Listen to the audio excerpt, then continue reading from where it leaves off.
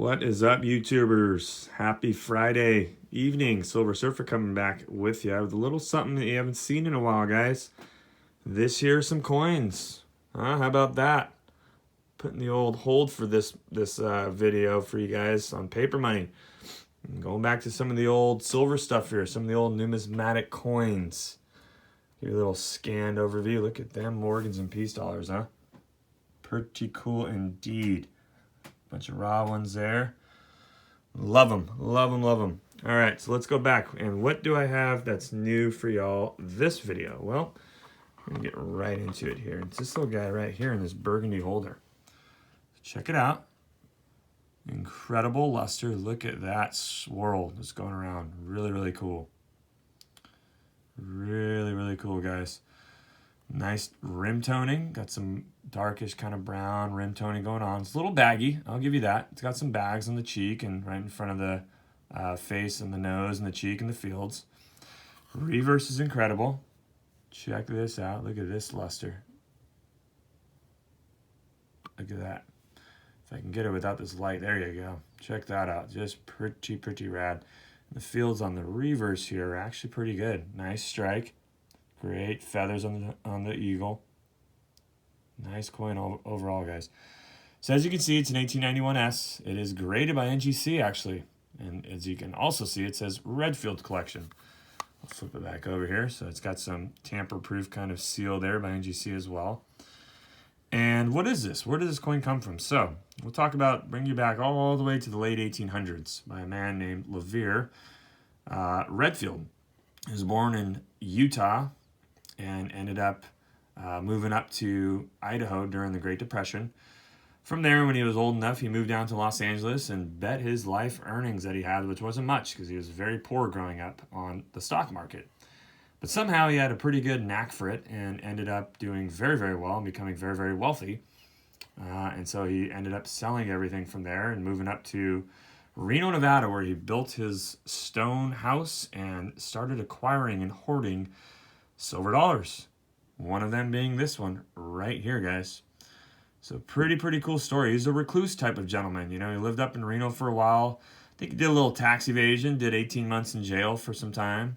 I think it was also robbed as well at one time, as somebody found out that he was not the poor little transient that he was displaying himself to be by driving his beat up old car and stuff in Reno. So somebody found out about that. They tried robbing him. I think somehow he got away or something. I don't know. You have to Google the story. I haven't read it in a while. But anyways, an interesting character, you know. He ended up just kind of settling up there, didn't trust the banks or the government, and ended up just wanting to stack a ton of silver dollars, which is pretty cool in my book. But when he passed away in 1976, and the house went to the estate to go get liquidated, behind a false wall in his basement, they found a ton of silver dollars. Over 407,000 of them, actually. They liquidated it. It came out to about $7.3 million, and that was in 1976, guys. So pretty incredible indeed. So what happened after the company, A-Mark, I believe it was, that liquidated it? Well, they wanted to sell them and market them, so they reached out to these folks at Paramount International Coin Corporation. You can see there on the bottom. And they came up with this little marketing ploy to put them in these red background. This is actually burgundy. If I can, there you go. It's a better color. So it's a burgundy kind of red background, and the other one had a black background. And so they started selling them like this, and it caught on so much that people really liked these little cases that they had them in, that they ended up putting non-Redfield dollars within the same cases. But how you can tell if it's a real Redfield or not is by the little designation here on the slab that says a silver dollar from the Redfield collection. Not rocket science, huh? Anyhow, so the grade you can see was Mint State 65.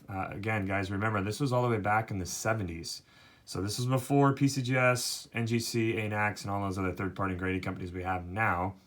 And coins were graded a lot differently then as well, you know. And actually, before the Sheldon scale, we had things that were, it was just designated as uncirculated or gem uncirculated, choice uncirculated, extra fine, you know, etc. But this was, I'm assuming they probably, you know, one of two things. They either put Mint State 65 or Mint State 60 on these holders and then marketed them as such. And so this one probably came from the category of a little bit less hits and bag marks and everything else than the other one that would get him MS60. But as you can see, NGC disagreed and said it's a 63, which I'll give them that. I agree. You know, I don't think it's much more than that, but the fact of the matter is that it's a Redfield, and they're highly collectible because of the story that's attached to it that I just tried to briefly tell you guys. If you want to know more information, please go and Google Mr. Redfield and look at the different things that kind of, not much more really to the story that I was able to find. But yeah, it's just pretty cool, man. Some of the coins, you know, there's some super key date coins that came out of this hoard as well. A lot of the coins as well, because they were just sitting in bags, were toned gorgeously. Or, you know, they had some type of proof-like or something along those lines. And then even when they put them in these Paramount holders, they ended up toning pretty nicely as well. And that's what I'm assuming happened to this one here. It looks as kind of, this is probably from that cardboard filament that's holding this thing in place here, that the toning that's on this coin. That's my assumption. But anyway, so why did I get this? Well, because as always, dudes, I am always working on my Morgan Dollar typeset, or excuse me, Morgan Dollar date set. I completed it a while ago, as you guys have known, probably, if you have watched some of my older videos. If not, go back and kind of check out that journey and that process. But yeah, you know, I started off as I was not kind of learning and getting some coins, and I got some of them in the raw form, and ended up kind of expanding. And then it's an ever working on project here, if you would. You know, I'm always looking to upgrade my Morgan Dollar date set type. You know, it's a fun one to do, and this coin right here is the one that's going to replace this 1891. Am I going to get rid of it? No. And what I was trying to do is to work on coins that I didn't have the same mint marks to my measly attempt at putting together a complete Morgan set, which is never going to probably happen, but that's okay. It's not what I set out to do. But if I'm upgrading my typeset and I can get the same year with a different mint mark, especially on one of these raw coins here, then I'm going to do it. And that's why I went ahead and got the 1891 San Francisco instead of the Philadelphia, as I just showed you up there. But anyway, so that's my story. That's what I got. Let's just go ahead and just show you some of these coins that I haven't taken a look at in a while, or at least you may have never even seen them if you haven't watched some of my older videos. I know all my very few followers that I do have that watch my stuff on a regular basis. You guys have seen these before, but I'm sure you wouldn't mind seeing them again, right? So this is an 1878 Carson City. This one is, you know, whatever. You might be saying, yeah, it's cool. It's a first year Carson. It's a 63, but what's great about that Silver Surfer? Well, that's what's great about it. It's that reverse. Check out that bullseye toning. This thing never, ever gets old looking at. I don't care. I mean, it's just insane. Look at that. This insane bullseye toning. Got the little CC there for Carson City. The best mint, if you ask me. But anyways, check that out. Awesome coin. Love that coin. What else I got for you guys here? A little 1879S. This is a proof like. It's got some hits, you know. 64 proof. I think they're a little generous on this, but also your PLs, man, they show a lot, guys. Look at that reflectivity. They just show a whole. Look at that. Check those mirrors out right there. Pretty cool. The reverse is better too. Look at that. I don't want to do a face reveal here with this thing, but man, look at that thing. Pretty cool. Nice proof, like, you know.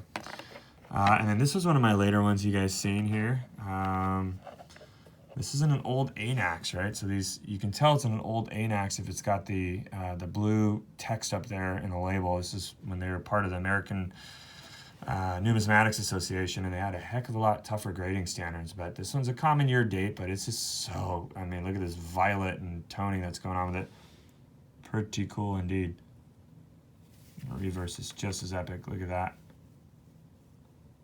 The blues, the violets. Look at that right there. Insane. Really cool coin. So what else I got here? I got the 1881S. Oh, here's another sweet one. Check this out. Old green holder, 84 Carson City. But look at that, 63 dimple, guys. Deep mirror proof like. So unlike that proof like over there, it's got to be able to read lines even farther away from, or more lines, I should say, from wherever they're measuring when they're grading this thing. I think that's kind of the standards of how they do the PLs and DMPLs, but just a fantastic coin here. It's a common, 84 Carsons are one of the more common Carsons, but not in a dimple and not in an old school green holder here. Just incredible. Pretty cool coin. 86p. This was one of my very first Morgan graded coins I've ever bought, and yeah, it is what it is. All right, moving on. Oh yeah, I like this one here. This one's super rad, dudes. Check that out. 80 New Orleans, but this PL 64 is a heck of a lot better in my opinion than that PL. Again, I can't capture the stinking mirrors on this thing, but it's got them, I promise. Look at that. It's trying to find my IPA over there. That thing. Anyways, look at that. Look at the reverse. I'm a sucker for all these proof like and dimple proof like Morgans. They're just incredible. Absolutely incredible. All right, where are we going? Here's the 91 that I was just showing you guys. Now we're getting to some of the more tougher years, right? You got the 1894. You got the 1895. Oh, this is a tough year. You know, anywhere from 93, 94, 95, you're going to spend a pretty penny for any of those years. Ooh, I like this one. I haven't showed this one in a while. Check the toning out on this bad boy here. Look at, it's got some like emerald green going on. I don't even know how that happens, but man, this thing is super cool. Check, camera's not focusing. There we go. A little bit better, and it's not capturing it, of course, but I want y'all to trust me on this thing. Reverse, standard, white, glass white. Obverse, awesome. Super awesome. The greens on it are just incredible. And I just can't seem to capture it. Anyways, really, really nice coin. Moving down to some of the NGCs. Ooh, some more toners here. This is 82S. Common year, but not with that toning. Look at that crescent moon-like toning on the rim there. Just rad, dude. And I also got the star designation for great eye appeal. Very few coins get the star designation for this. So this thing is awesome. All right, what else I got? This is one of my favorite coins I own. Toning on it is just incredible. Another really, really cool one. Look at that, dudes. And again, star designation NGC. I'll try and get a better view for you. Here you go. Come on, focus. All right, maybe not. There you go. Look at that toning. It is incredible. It looks like on the right side, you see how it's kind of like it's lighter right there where the toning starts or stops depending on where you're looking at it. And the same thing on the left, right kind of down in the middle of her face. I'm assuming there's two coins butted up against that, just the edges of them that cause that kind of curved pattern like that. But really, really cool, really cool coin. And then key date 1893, as I was mentioning up here. This is a tough year, you know. That's why I got the XF. Very, very tough year. Super gem. This thing is awesome right here, man. Let's get this thing out real quick. Super gem Morgan. Love it. 65. Beautiful, beautiful coin. And it's in the old fatty holder here as well. And then, of course, yes, I had to show you guys once more. This is my my baby. This is the most expensive one I got, and for good reason. It is a proof Morgan. I'm sure y'all probably never get sick of looking at that. I know I don't.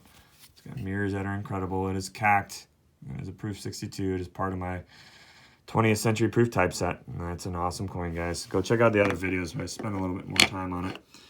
And then last on my graded one is going to be this 21D. Only Morgan dollar that has the D mint mark. It's super micro too back here. It's almost very difficult to see, but see it there? Very, very small, that D. Anyways, the only Morgan dollar that was ever minted at the Denver Mint. So, you know, that's the other 21 I have is raw and minted from the Philly Mint. But this one is, you know, a nice coin, a nice Morgan 21. I'm not the biggest fan of them, but anyhow, gotta have it for the date set, right?